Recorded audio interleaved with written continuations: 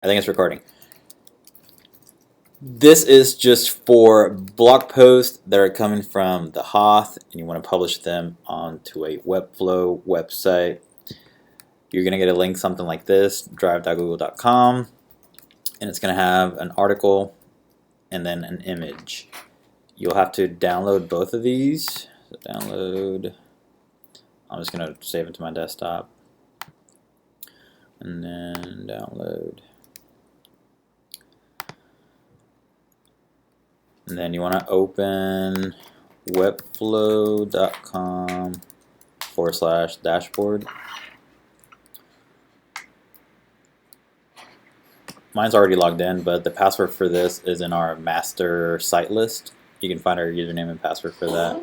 The next thing you're going to go to live client sites. These are just basically folders inside of Webflow for all of our projects. So the one that we're looking for right now is for Triumph Roofing and Construction. So we're going to look for Triumph Roofing and Construction, which is this one. Instead of opening the designer, I think it will be easier if you do click on the three little dots and click on editor. And this will basically open up the website, and then down here at the bottom it will show you a menu. It's going to pop up here in a second. And there it is, and it says Webflow, and then it says pages, collections, forms, and everything else. We're interested in going to the collections and then the blog posts. As you can see, this is just a list of all 48 blog posts that have been published. You can actually click on one of these and see an example. So it has the name or the title, it has the post body, and then it has a summary, and then the main image, and the thumbnail image, and then whether it's featured or not. And it tells you when it's created, last edited, and all that.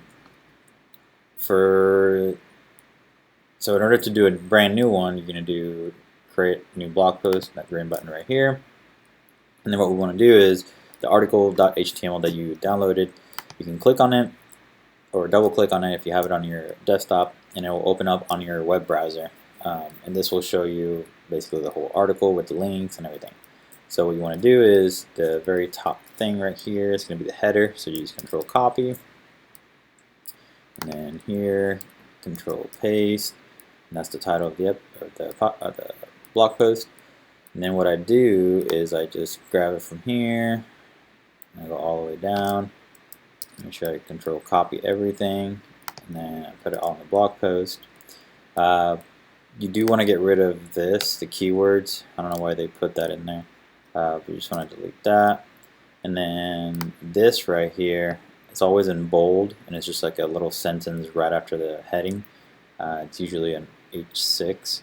You want to copy that, and that's usually what I use for the post summary. So I just paste that there. And then the other thing would be the main image and the thumbnail image, which is the same thing. Just upload it twice in there.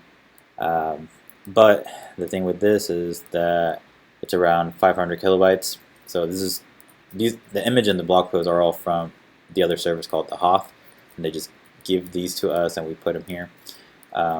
If it's more than 200 kilobytes, then you'll have to save this image with a little lower quality.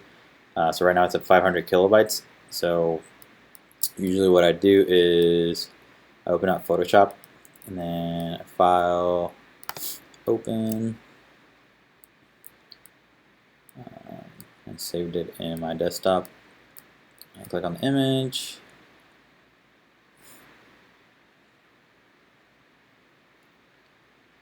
It's a little bit slow. And depending on your version of Photoshop, you may or may not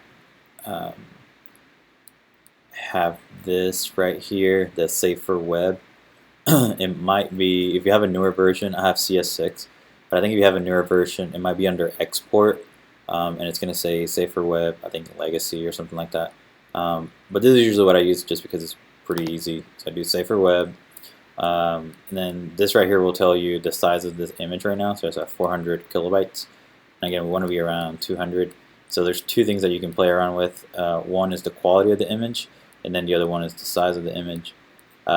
Usually what I do is, so for example, this is 2000 pixels by 1000.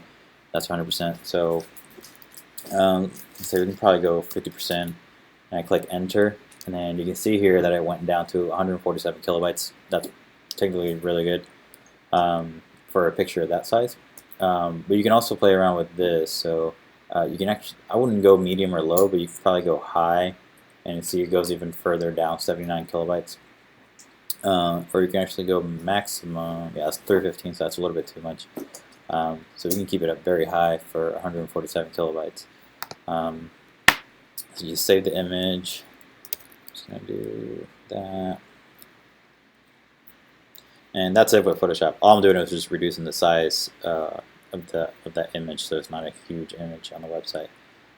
Then what I do is just upload it on the main image, and then do the same thing for the thumbnail image. And that's basically it. The other thing that you have to check on these is the links. So everything in blue, I usually just double check. So for example, the main thing that I do is actually open a new tab. So I check all the links. Like you hover over the link, you click on it, it brings you up the actual link. You can click on the settings thing right here, and it will open up this. You do open a new tab, and then you check mark it, and then you check mark it. I usually do that for every link on the blog post. And usually down here at the bottom. Okay, and that's it. We do have some other clients that you'll probably go through the same process. It's usually the title, the body, summary, and then an image. The rules apply, to all of them. Basically, you want to make sure you check the links. You want to make sure that the images are around below 200 kilobytes. And that's basically it. You make sure you get rid of the keywords thing. And then the next thing here is just you hit publish, and that's it. That blog post has been published. And then after that, you can just exit out of this and log out of Webflow. You will see under the dashboard that folder under basically all the projects or other clients that we have are going to be right here under this folder, live client sites. All the other ones are either in progress or I call it graveyard. There's websites that we don't use, and then our website right here. But everything that you will need is going to be right here under live client sites. Yeah, I think that's it.